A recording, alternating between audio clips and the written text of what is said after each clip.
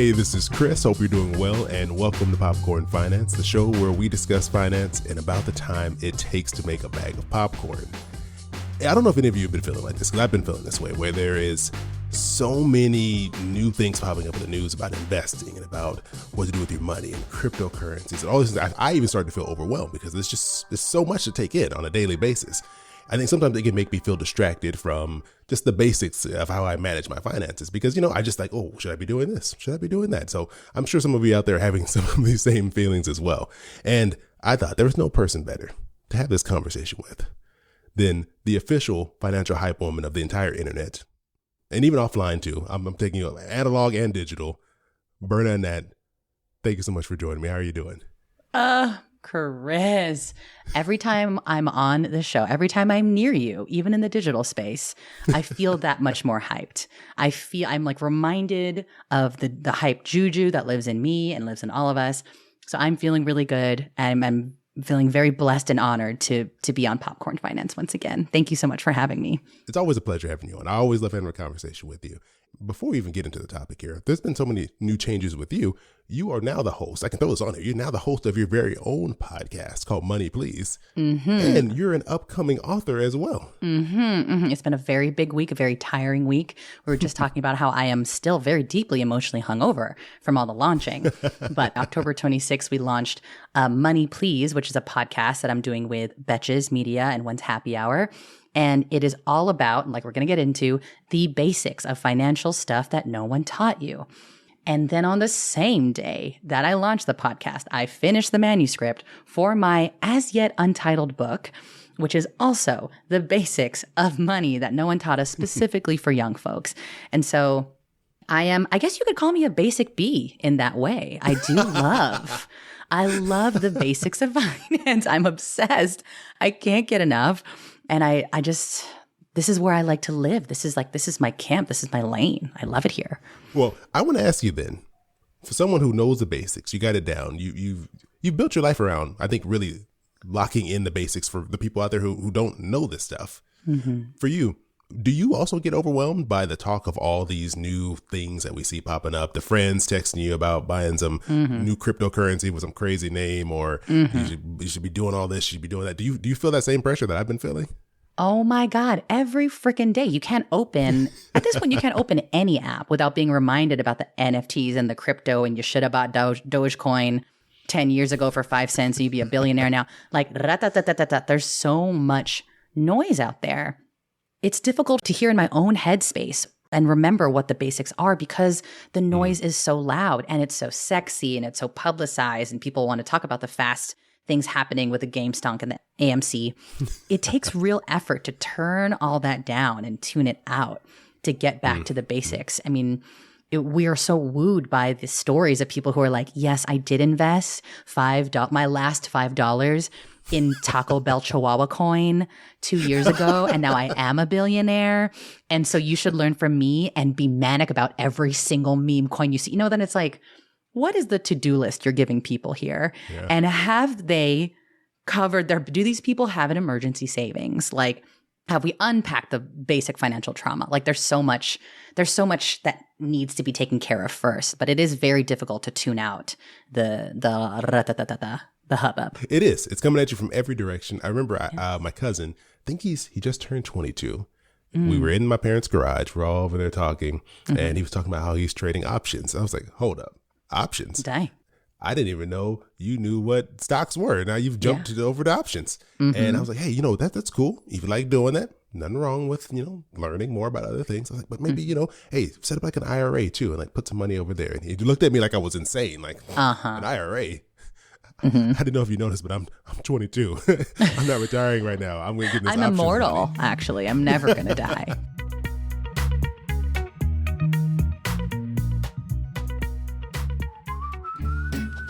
I host another podcast called This is Awkward along with my co-host Allison. And on this show, we discuss your awkward money situations like this one right here. I was sharing with a coworker about buying my kids some new shoes and clothes. I recently paid off all my debt, way to go, E, and want to buy things only in cash without using my savings or a credit card.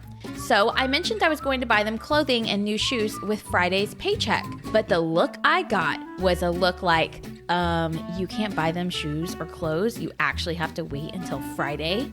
So if you want to find out how we would handle this awkward money situation, or you want to send in your own situation for us to discuss on the podcast, search for This Is Awkward on the podcast app you're listening to this show right now, or go to the show notes to find the link.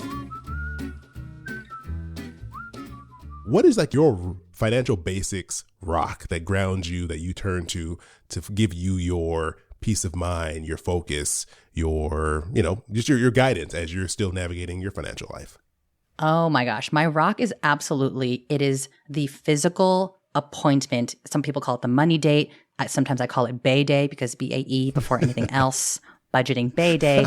It is absolutely the biweekly physical moment that I take with myself to look at my money. Because like we were just talking about, you get on the internet every single day, you're scrolling through all the apps, and every day you're inundated by all this sort of like helium above the head, like you could be investing in this, and here's what's happening in other people's financial lives. And What grounds me is going, wait, what's literally happening in my dusty bank accounts? Like what's happening in my, do I remember my logins to my bank accounts? Like the most just to the me basic stuff. What always grounds me is I do have a budgeting moment every Wednesday evening. Wednesday evenings are my Bay Day, my budgeting moment every other Wednesday.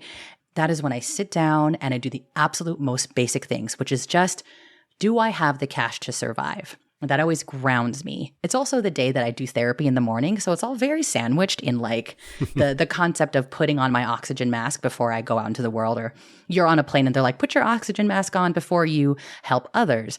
That's what this budgeting moment is for me. I need to know, do I have enough cash in my bank accounts to survive to next month? Are they taking out the rent check soon? Am I going to get kicked out if that stuff automates and Miss Tan's going to show up at my door and being like, your check bounced? Do I have the cash to cover that? Do I have money for groceries next week? Have I defaulted on any payments? Is anybody mad at me for money that I owe them? That is like basic survival level stuff. And every time I do it, it's like taking a hit of the oxygen mask and just every 2 weeks. And then only then do I feel, and not only then, but I feel the most resourced then to be like, okay, now you may yell at me about NFTs. Now you may yell at me about the Dogecoin, because after that moment, I have a better understanding of what money can I invest in the NFTs and the things that are a little bit higher risk or more new. I've got me covered. It's kind of like, did I eat? Did I shower? Have I slept? Okay, now I can go to the function tonight. Because if I go to the function without those things, I'ma lose it. And I think we all know what we're talking about, going to a function when you are not resourced to be at a function that night. Those are my basics.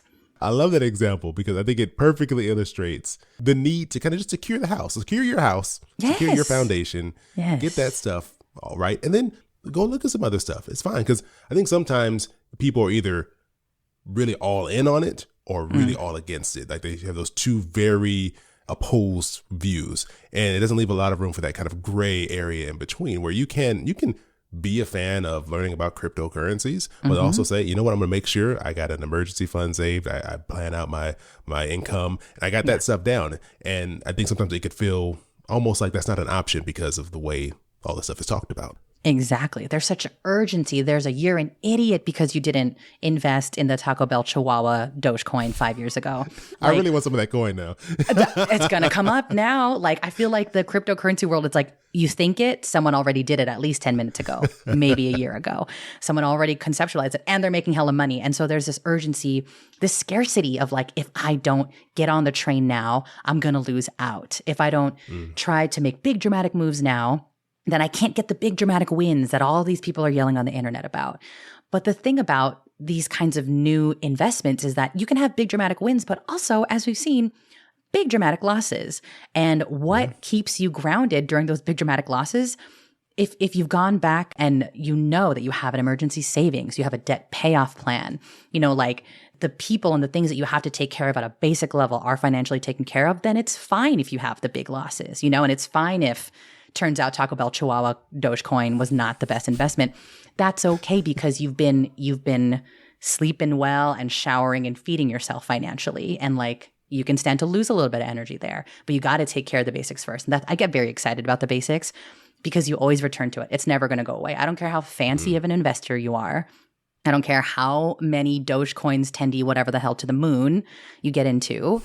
You probably still have to pay rent or a mortgage or your team. Like, you still have to understand and know how your budgeting and your saving situation is going. It's never going to go away. And so it's like, come on, you got to eat, you got to sleep, you got to breathe. Like Jeff Bezos poops and showers. Let's just, how about that? Just like the rest of us. He may be in space, but he also does it. Still got to poop. They got to spend millions of dollars to figure out how he can poop and shower and sleep in space, which should tell you, who cares how much tendies are going to the moon? Is your financial house in order? Because it's always going to have to be while you add on to all the rest of the things that you want to do. There's space for it, but you gotta make that space. You know, you can have your vacation home on the moon, but you still got to take care of your main residence back down here on Earth. Exactly. And then even in your vacation house on the moon, where you pooping? Where you sleeping, where you eating. Okay, it's not all space fun and games out there. You got your basics. Take care of your basics, because then your basics take care of you when the moon explodes. You know, figuratively speaking. Exactly. Berna, I can't stress how much I love having you on the podcast. I appreciate you so much coming there and having this conversation with me. And I mean, you have so many things going on, but please, where would you like people to go? If they want to connect more with you, they want to see more of what you're doing, all the great things, and hear more from you, where should they go? Yes. Well, I have to also say, and just reverse the hype, that I love talking with you, Chris. I love being on Popcorn Finance. And if folks want more of this circus, they can find me mostly on Instagram at Hey Berna. I'm like dabbling a little bit in the TikToks, but really the main party is happening on at Hey Berna. That's where all my main updates about the podcast and cool new video series stuff coming up, and hopefully like getting on my pre-order book list. That's going to be all promoted on my Instagram. So find me there. Oh, perfect. I'll make sure all that goes in the show notes. Highly recommend you all. If you're not following Berna, get over there and do it. Just amazing, very entertaining stuff. So thanks again. Appreciate you coming on. Thank you so much, Chris. I will be back to bother you soon, I'm sure. And a big thanks to all of you for coming back and joining me here for yet another podcast episode. And I just want to reiterate how much I think you should go check out Berna's new podcast, Money Please. Not only is it a great show, she's an amazing host, so do yourself a favor, go and subscribe to that.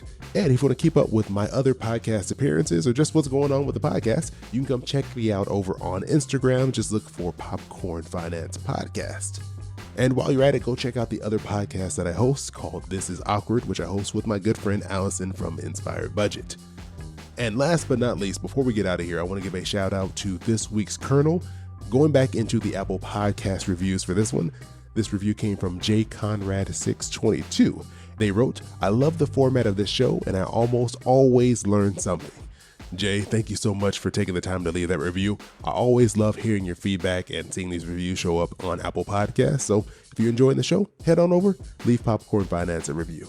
So as always, I appreciate you joining me here for yet another bag of popcorn. I hope you have an amazing rest of your week, and I'll talk to you soon. Your boy keep it poppin' like Mary Poppins.